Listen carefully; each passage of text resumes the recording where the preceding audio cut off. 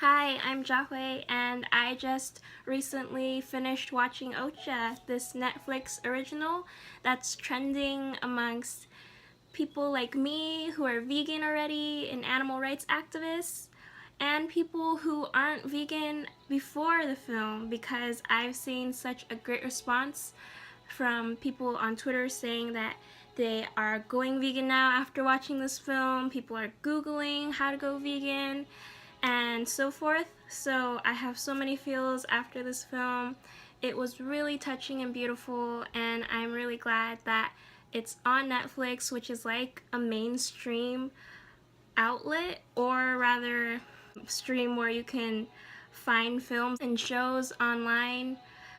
That's really cool that this film is a large budget film that had a really big crew, a great cast, and so many special effects. It really gets some great messages across. So here's my little review of what I thought, and I'll talk about the directors, the story, and what happened before and after with the creation of this film, especially since the message is so powerful, and just little thoughts and observations I have because I'm me. So in brief, the movie Okja is about a dystopian future where super pigs are bred, and Okja, the super pig that's the best raised from Korea, is taken to New York to be shown off, but she is saved by the ALF, the Animal Liberation Front, and ultimately rescued again by her person, Mija. So how I heard about this film was through the vegan community. I went ahead and sat down and watched it. I think that the first 10 minutes of it were really quite slow, and then it gets into a lot more action and adventure, which is the category of this film. So I'm probably gonna have some spoilers to the film, just an FYI, though that shouldn't deter you from continuing to go to Netflix and watch it, because you should. The origin of Okja is quite interesting because the director Bong Joon-ho went into a slaughterhouse and was inspired to make the film because of it. The quote from him is that, "I became vegan for 2 months. What I witnessed, and especially the smell, followed me. I instinctively became vegan for a while. But I come from Korea, the barbecue paradise, so it wasn't easy. In Korea, every street corner is selling meat. So naturally, after a while, I began eating meat again, but my level of consumption has decreased very much. I'm mostly pescatarian now. I only eat meat in special circumstances, like when I dine with my mother. She insists I eat it." So he eventually reverted back to being an omnivorous person, but he's working on it, right? So that's good that he knows what being vegan is actually like and how difficult it can actually be because of cultural norms. But I still believe that you should be vegan even if it's hard amongst your social group, because it's the morally right thing to do. I understand what he means because I felt that way too, that I felt isolated from my family and have argued with them and my parents wanting me to not be vegan anymore. But I still do it, and I'm happy about it because I know that I believe in animal liberation and changing the social norms so animal rights can happen. And another quote from the director Bong is that the film does address the environment and animal rights, but it's more about capitalism and the system that we live in because of it.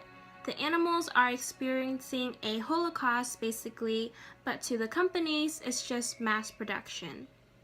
This quote is really good to hear from him because it is more about the system that needs to be changed.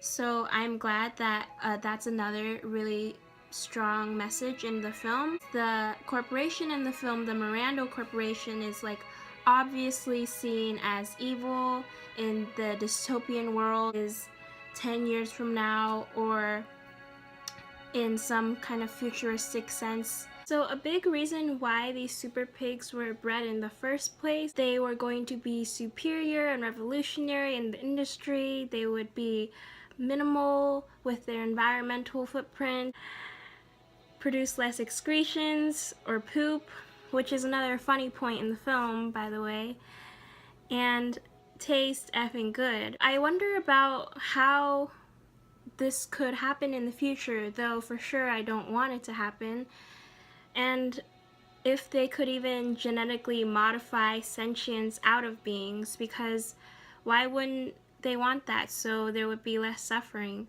for these animals. I did read about how there was breeding of chickens who would be without sentience. They'd just be mindless. They wouldn't have a complex nervous system, and so their killing wouldn't necessarily be so cruel. So I wouldn't want that to happen because the use of animals for consumption is wrong. The dialogue was really funny. It's got some great jokes in it. So Bong Joon-ho is a Korean and he did write the screenplay.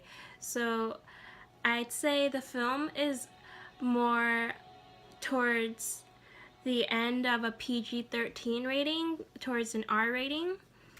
And there is swearing in it, but typically only the F word. So it's like, is that the only swear word he knows? I really want to commend An Soo-hyun, who played Mija in the film. She's portraying a 14-year-old girl from the rural areas of Korea, even though in real life at the time of filming, I think she was 12 or 13. Really liked her character and how strong and smart she is as Mija, and she was able to work with the CGI Okja so nicely.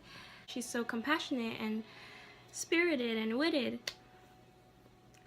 I also think that the cast is pretty diverse. It was made in both Seoul, Korea, and New York, America. But I do have a point about the diversity of the Animal Liberation Front, the animal rights activists in the film, because I believe that if the film is around 10 years from now, that there'd be more diversity by that point. So there's only one Korean who is in the ALF, and that's Kay, who's played by Siwon Yoon. There should definitely be more Asian animal rights activists, and Asian Americans should be supporters of animal rights. Once you get to the end of the film, there is more diversity, so you have to watch it until the end of the film. The actor Siwon Yoon also said that he was not vegan, but he said that the film spoke to me about our relationship with nature as a whole and how we interact with the natural world. Some people can't tell the difference about where their steak comes from. They might as well believe steak grows on trees. That's not a great place to be.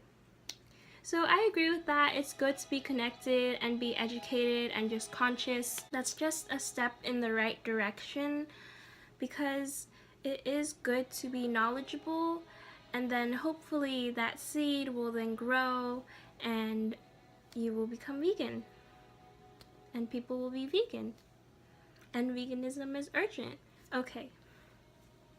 Finally, I want to say that the ALF in the film helps, but ultimately, like I said earlier, Okja is saved by Mija, and I think that the faults of the ALF and the portrayal of this ALF as goofy and making so many mistakes because of their leadership and their cultish ways, it's unlike ALF in the real life.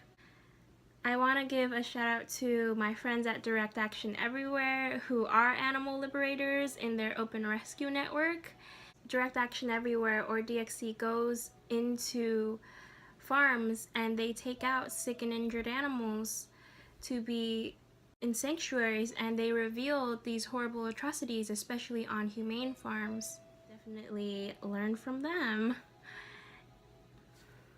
I also want to thank Netflix for their support of this film because there does seem to be a lot of pro-vegan messages when they have these little promos for the film. Shout out to my friend, you know who you are, that let me this Netflix so I could watch Okja. Thank you. Thank you for watching. Bye.